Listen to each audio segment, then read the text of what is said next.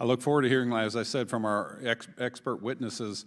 And I think what we need to do is define what China is trying to do. You know, what are they doing? What is their ultimate goal? And then how do we counter what they're doing?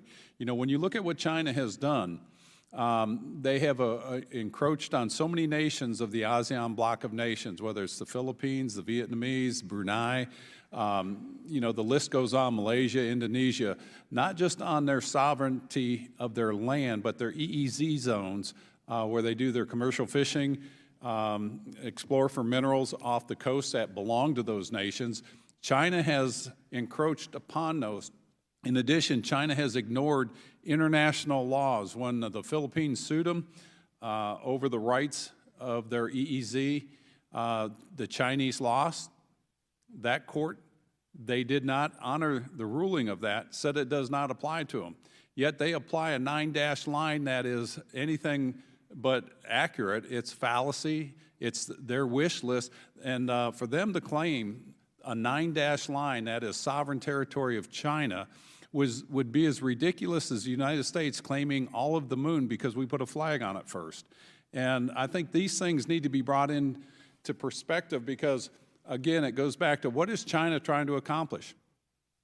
They're building a blue water navy. They're expanding in areas that are not theirs.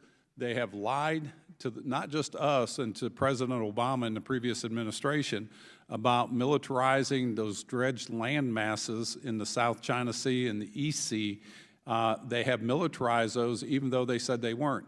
And so when one looks at what they are doing, their expansion of what they're doing, it looks like they are looking to claim and take over land masses that do not belong to them.